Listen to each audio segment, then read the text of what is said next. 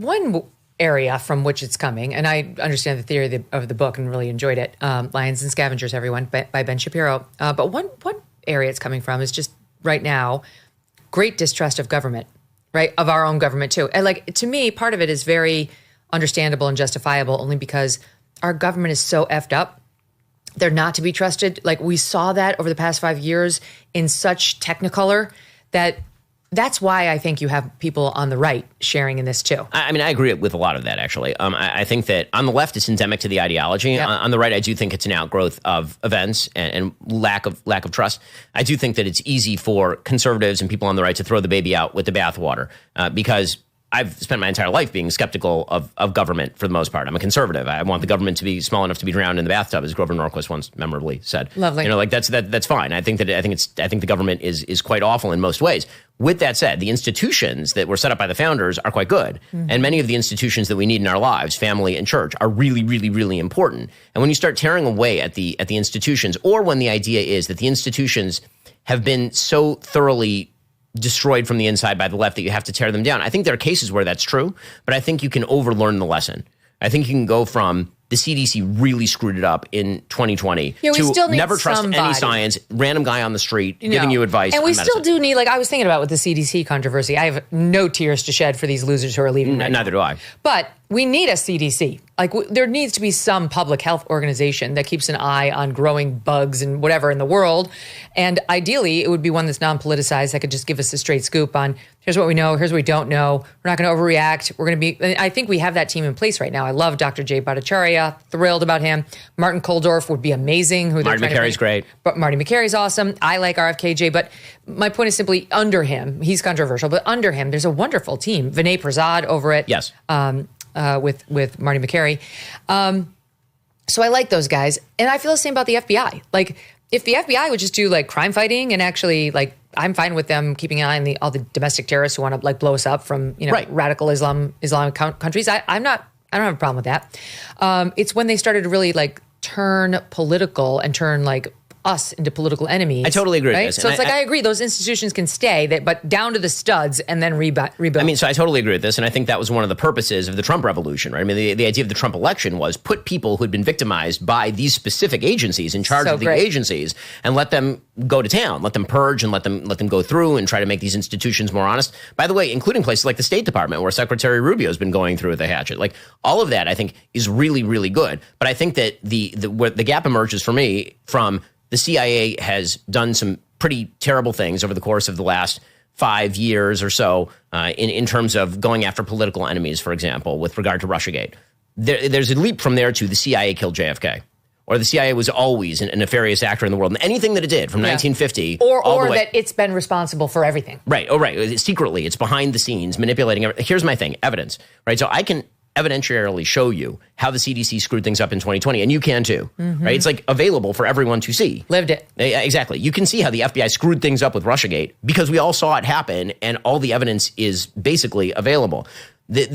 I make the case in the book that conspiracy theories are bad, but that doesn't mean conspiracies don't exist. They do. The difference between a conspiracy theory and a conspiracy is that a conspiracy has evidence to it, and a conspiracy theory does not. And there is something that Karl Popper, the philosopher, talked about as sort of the great conspiracy theory of life, which is this idea that everything in my life that's going wrong is the result of a shadowy cadre of people I can't quite identify, but maybe I can, but I can't quite identify, who are behind the scenes, who are manipulating things. And that's beyond it being wrong. It's really enervating, like truly enervating. Any population that believes that there's a shadowy conspiracy that they can't identify or fight in any material way, who's wrecking their lives, what you're really saying to people is you cannot succeed. There's no way for you to succeed.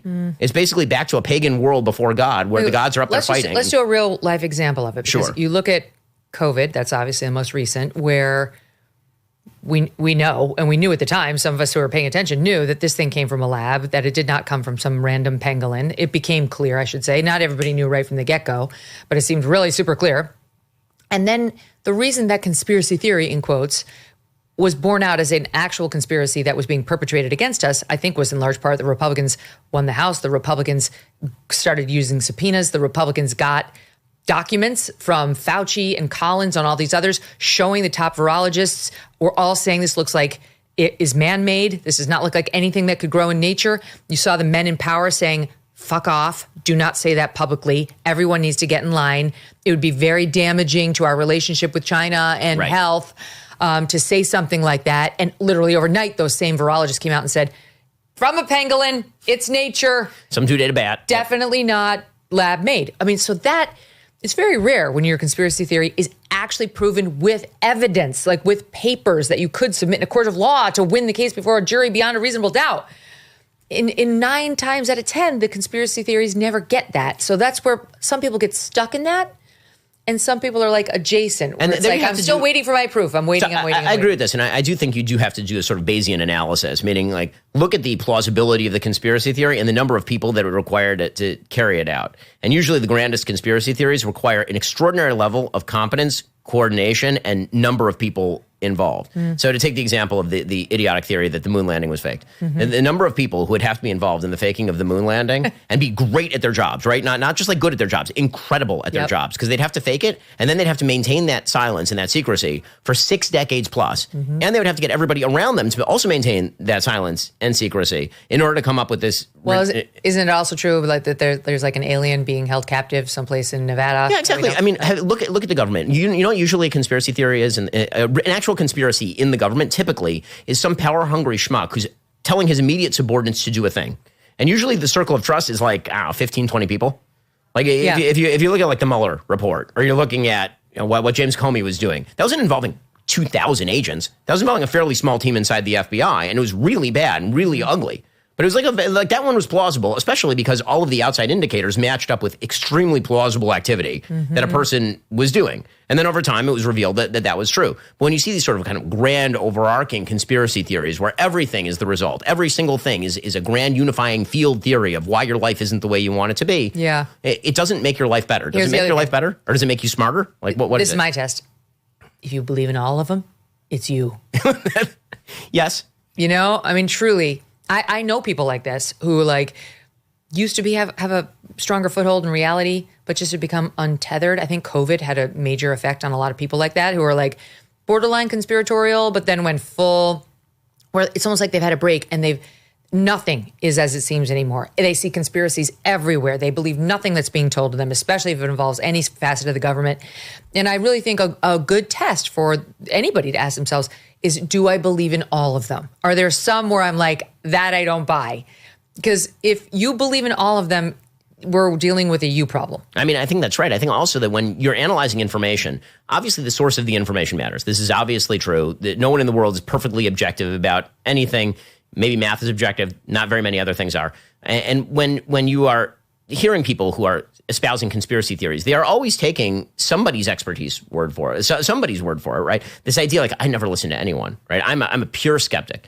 You're really not, though, because in the end, you're believing a theory. That theory is based on somebody else's opinion. And so that means that you're having to take somebody's view for granted. So you have to try to establish, I mean, this is just how we go through life. You try to establish the credibility of the people that you're talking to based on prior track record. It's hard, though, in today's day and age, because you realize over the past 5 years alone, you realize that the people who are given to you as the so-called experts are they're liars. They're like, that's what I started the show by saying, right? Like, 51 intelligence officials believe that the Hunter Biden laptop is Russian disinformation. Now, we never believe that one. Right. But you can see how well-meaning people in America believed it. Well, I think one of the things you said was right. You said, I mean, and the opposite of it also. You said, if you believe all the theories, it's you. And if you believe none of the theories, I think it's also you. Yeah. Because I think that, when you're looking at conspiracy theories, at least at the very outset, you have to judge the plausibility, and then you follow the evidence where it leads. But I think this is the difference also between what I've called on the show just asking questions and actually just like asking questions. If you're just asking questions, typically you're not looking for an answer. If your question is not seeking an answer, and if no answer given to your question can satisfy you,